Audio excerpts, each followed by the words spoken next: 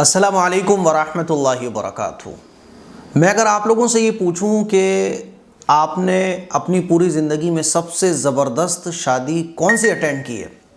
تو آپ لوگ تھوڑی دیر سوچو گے، پھر وہ شادیاں جو آپ نے اٹینڈ کی ہوں گی اپنی لائف میں، اس میں سے سب سے زبردست جو شادی ہوگی جو 5 اسٹار میں ہوئی ہوگی، جس میں لاکھوں کروڑوں روپے خرچ کیے گئے ہوں گے، طرح طرح کے بفے کھانے کے لگے ہوئے تھے، اور BMW ایک دم لگزوریس کار دولہا کو دی گئی تھی، کروڑوں روپے جس شادی پر خرچ کیے گئے ہوں، جس کا کارڈ آپ کے پاس آیا تھا تو بہت طوفانی کارڈ تھا، تو آپ اس شادی کے بارے میں سوچ کر مجھے بتاؤ گے کہ مفتی صاحب یا اپنے دوستوں کو کہ زندگی میں یار وہ شادی ایسی اٹینڈ کی تھی کہ اس جیسی زبردست شادی میں نے تو اپنی زندگی میں نہیں دیکھی، ایسی تو بولا جائے گا۔ ایسی یہ خبر میرٹھ کی بھی ہے جو سوشل میڈیا پہ بڑی وائرل چل رہی ہے۔ اتر پردیش کے میرٹھ ضلع میں ایک نکاح سماروہ منعقد کیا گیا، ایک شادی کی تقریب تھی، نکاح کا موقع تھا، تو اس نکاح نے سرخیاں بٹوری بہت زیادہ۔ پوری خبر میں اسکرین پہ لگا رہا ہوں، ہو سکتا ہے آپ لوگ یہ خبر دیکھ چکے ہو۔ تو اس شادی میں جہیز میں، صرف جہیز میں 2.5 کروڑ روپے تو نقد کیش دیا گیا تھا، اور یہ کیش جو ہے نا اٹیچیوں میں بھر بھر کے آیا تھا، صرف 2.5 کروڑ تو نقد کیش۔ اس کے علاوہ جوتا چرائی میں 11 لاکھ روپے کا نیک دیا گیا تھا، اور ہزاروں روپے کے قیمتی سامان جتنے بھی لوگ بارات میں آئے تھے ان کو دیا گیا تھا۔ اور تو اور صاحب، قرآن پڑھانے والی بعض عورتیں جو ہوں گی ان کو بھی لاکھوں روپے دیے گئے تھے، اور صاحب کسی کو بھی خالی نہیں چھوڑا گیا تھا۔ اب اندازہ کرو آپ کہ 2.5 کروڑ روپے کیش دیا جا رہا ہے، جوتا چرائی کا 11 لاکھ روپے۔ تو اس نکاح کی، شادی کی جو ہے نا، میں تو اس کو شادی کہوں گا، حالانکہ شادی میں نکاح ہوتا ہے، لیکن شادی کا لفظ بولو، نکاح کا جو پاکیزہ لفظ ہے اس کو جو ہے نا اس میں مت لگاؤ۔ تو اس شادی کی سوشل میڈیا پہ بڑی چرچا ہو رہی ہے، کچھ فوٹوز بھی میں اسکرین شاٹ لگا رہا ہوں ویڈیو میں سے لے کر۔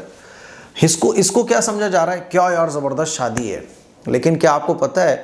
رسول اللہ صلی اللہ علیہ وسلم نے زبردست شادی، بہت زبردست شادی کس کو کہا؟ آقا نے کیا فرمایا اس بارے میں؟ رسول اللہ صلی اللہ علیہ وسلم کا مبارک ارشاد ہے کہ سب سے بہترین نکاح وہ ہے جو سب سے کم خرچے والا ہو۔ اللہ کے نزدیک سب سے زیادہ مقبول اور حضور کو سب سے زیادہ پسند وہ نکاح ہے جو سب سے کم خرچے والا ہو۔ میرے عزیز بھائیوں، میری بہنوں، ہم مسلمانوں نے ڈیفینیشن ہی بدل دی، یعنی ہمارے نبی جو نے جو ڈیفینیشن بتائی نکاح، سب سے خوبصورت نکاح کی، ہم کہتے ہیں ہمیں مطلب نہیں ہے، دنیا جس ڈیفینیشن کو فالو کر رہی ہے اس ڈیفینیشن کو ہم فالو کریں گے، بس اس پیٹرن کو ہم فالو کریں گے۔ اللہ کے نبی صلی اللہ علیہ وسلم کے ارشاد کے مطابق ہم اور آپ غور کریں، کیا یہ نکاح اور اس طرح سے جتنی بھی شادیاں ہوتی ہیں جس میں لاکھوں روپے جہیز کے طور پر دیے جاتے ہیں، لاکھوں روپے لڑکی والے خرچ کرتے ہیں، ٹھیک ہے آپ کو اللہ نے مالدار بنایا ہے، لیکن یہ جہیز کی رسم یہ کتنی ملعون رسم ہے۔ کتنی بچیاں ایسی ہیں جوان جو شادی نہ ہونے کی وجہ سے کنواری گھر پر بیٹھی ہوئی ہیں، جن کے باپ راتوں میں سسکتے ہیں، راتوں میں ان کی آنکھوں سے آنسو نکل رہے ہوتے ہیں، اپنی بچیوں کی شادیوں کے غموں میں وہ اندر گھل رہے ہوتے ہیں، جوانی میں ہی بوڑھے ہو رہے ہوتے ہیں۔ اور جب ایک باپ اپنی بچی کی شادی کرنے کے لیے سوچتا ہے تو سب سے پہلے لاکھوں روپے کے خرچے اس کے ذہن میں آتے ہیں، جس کے لیے وہ بعض دفعہ تعاون کی اپیل کے لیے بھی نہ جانے کس کس کے پاس جاتا ہے، قرضہ لیتا ہے، زمینیں گروی رکھتا ہے، بعض دفعہ اپنی زمینیں بیچنی اس کو پڑتی ہیں، کیوں صاحب بچیوں کی شادی کرنی ہے۔ یہ تو غیروں کے طریقے تھے میرے بھائی، یہ مسلمانوں کا طریقہ تو نہیں تھا، یہ اسلام کا طریقہ تو نہیں تھا کہ 2.5 کروڑ روپے دیا جائے کیش، اس طرح سے سوشل میڈیا پہ اور بھرے مجمع میں پیسہ خرچ کیا جائے پانی کی طرح صرف نکاح میں۔ سوچو ذرا کہ اس پیسے کے ذریعے کتنی غریب بچیوں کی شادیاں ہو سکتی تھی، کتنے دینی کام ہو سکتے تھے، اور نکاح جتنا سادہ ہوتا اتنا اللہ کے نبی کی حدیث کے مطابق خوبصورت اور پیارا ہوتا۔ ٹھیک ہے اللہ نے آپ کو دیا ہے، اب خرچ کرو آپ، لیکن وہ موقع جہاں پر حضور نے خرچ کرنے سے منع فرمایا، یعنی شادی بیاہ کے موقع پر اتنا خرچ کرنا کہ رسموں میں آپ لاکھوں روپے، اللہ کے نبی نے ارشاد فرمایا کہ میں رسم و رواج کو ختم کرنے کے لیے آیا ہوں۔ حضور نے ارشاد فرمایا کہ نکاح کو آسان کرو، نکاح جلدی سے جلدی کرو، لیکن ہم نے نکاح کو مشکل بنا دیا ہے۔ اس خبر کو پڑھنے کے بعد مجھے بہت افسوس ہوا۔ ٹھیک ہے آپ کو یہ شادیاں بہت اچھی لگتی ہوں گی، سب کو اچھی لگتی ہیں، لیکن حدیث کے مطابق یہ شادیاں اچھی نہیں ہیں، بلکہ وہ شادیاں اچھی ہیں جس میں حضور نے ارشاد فرمایا کم سے کم خرچہ ہو، یعنی بس نکاح کے بعد ولیمہ کرو آپ،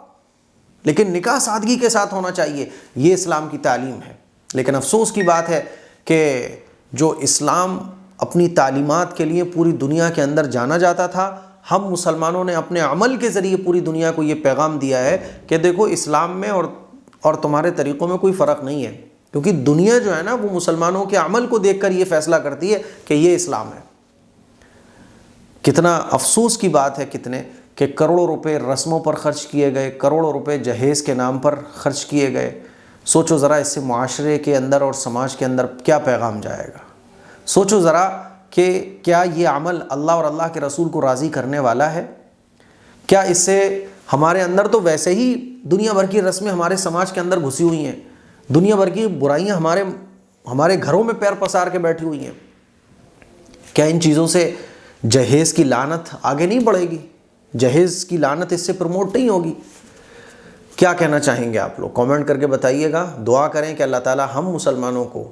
عقل سلیم عطا فرمائے، ہم سب کو عمل کی توفیق عطا فرمائے، اور نکاح کو ہم سب لوگ آسان بنائیں۔ ایسی نیت کریں، ارادہ کریں کہ انشاءاللہ ہم بغیر جہیز کے نکاح کریں گے، اور کبھی معاشرے اور سماج کی وجہ سے مجبوراً ایسی کوئی پرابلم آ جائے تب بھی نکاح تو سادگی کے ساتھ کریں گے، اپنی طرف سے کوئی ڈیمانڈ نہیں رکھیں گے۔ اللہ تعالی ہم سب کو عمل کی توفیق عطا فرمائے۔ السلام علیکم ورحمۃ اللہ وبرکاتہ۔